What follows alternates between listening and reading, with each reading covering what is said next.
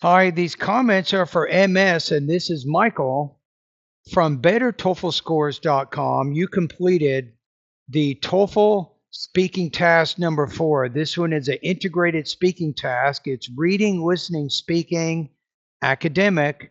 And if I remember correctly, you found one of my YouTube videos on altruism. I created about, I think, 25 of these practice tests a while back. Unfortunately, they're going to be of no use here in about a month when the TOEFL completely changes its format. But I'm going to give you feedback on the practice test that you completed. Now you can see I have the integrated speaking rubrics in front of me on my desktop here, and I also have the practice test that you emailed me. Okay, here we In the go. lecture, the professor introduces a biological concept called altruism and then presents two examples to further illustrate it. Altruism is the concern of survival for others. While this may reduce the chance of survival for one or two creatures, it increases it for the group, consequently leading to genetic continuation of the species as a whole. Example 1. Markals, which is a group of animals that live in the desert, they send one or two of them to act as sentinels. They look out for danger, and if they do see danger, they send off an alarm for the group to hide. Example 2. The professor shared that if bats do not eat for 2 days in a row, they might starve. Here's what happened. The well-fed bats share blood with those in danger. It starts by sharing it with clotheskins first, then others to help the group survive. To sum up, these two reasons explain why this behavior is still existing until now in nature. Okay, I'm going to listen to it again one more time, and I think you probably the most important connection I think that you want to add to your speaking practice test is in the beginning it says behaviors by which an individual decreases its own chance of survival or reproduction but increases those of another individual.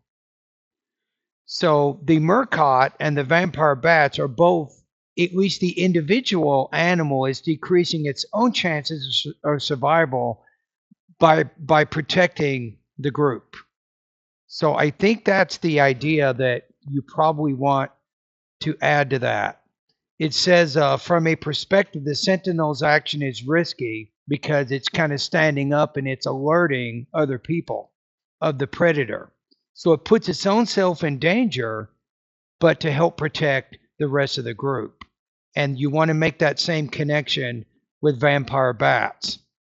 And you didn't really, you said they share, but they're sharing by regurgitating or vomiting the blood that they got from the host, and they share or regurgitate that blood to other people in their group to increase their chances of survival by giving them food when they don't have it. But it also decreases the bat's survival because it's giving up some of the food that it got. So I think that's important to make that connection. Okay, let's listen to it one more time.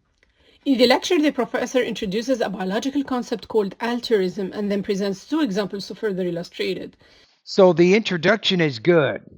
You're explaining, I think, the main point of the lecture and how you're defining the concept. You're explaining the concept of altruism, and then you're connecting that to the two examples. So you have a nice introduction which frames your response. Altruism is the concern of survival for others.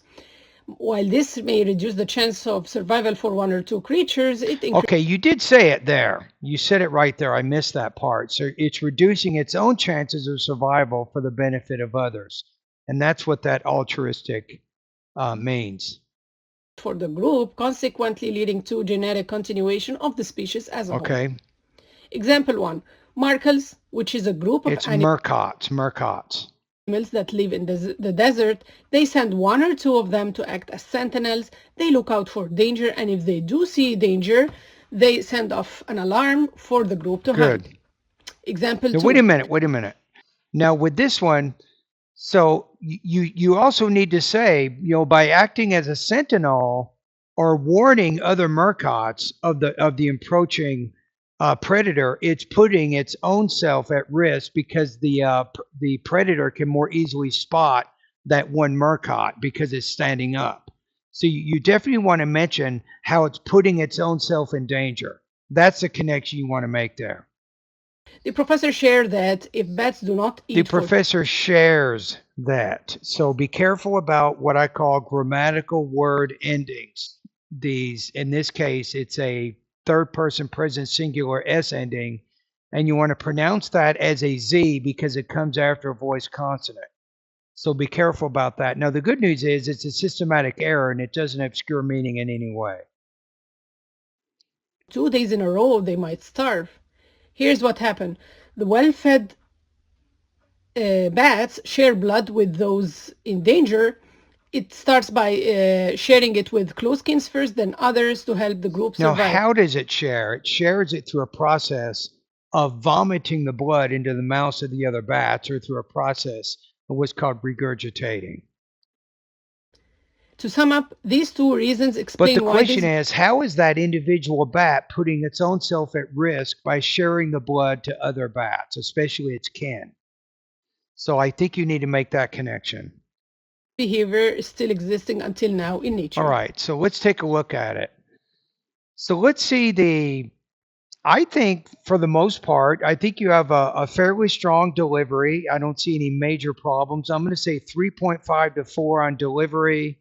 Language use, you had a little bit of trouble at the end with some awkward pauses and hesitations in there, which kind of hurts your automaticity of language use a little bit, but I didn't notice any major errors in there. So I'm going to say you're probably around 3.5 or higher in the language use area. Okay, let's look at topic development. I think the response presents a clear progression of ideas. I'm looking at the 4 here, kind of seeing this for a minute. So it presents a clear progression of ideas and conveys the relevant information required by the task. It includes appropriate detail, though it may have minor errors or minor omissions. I think it's more than that. Let's look at the 3. The response is sustained. It conveys relevant information required by the task. However, it exhibits some incompleteness, inaccuracy, lack of specificity with respect to content or choppiness in the progression.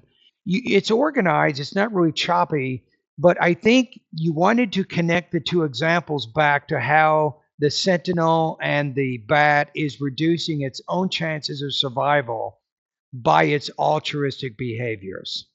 So I think that connection needed to be made a little bit better with the 2 examples. However, I acknowledge that you were very clear in the definition of altruistic behavior. You said it reduces its own chances of survival for the benefit of others in the group.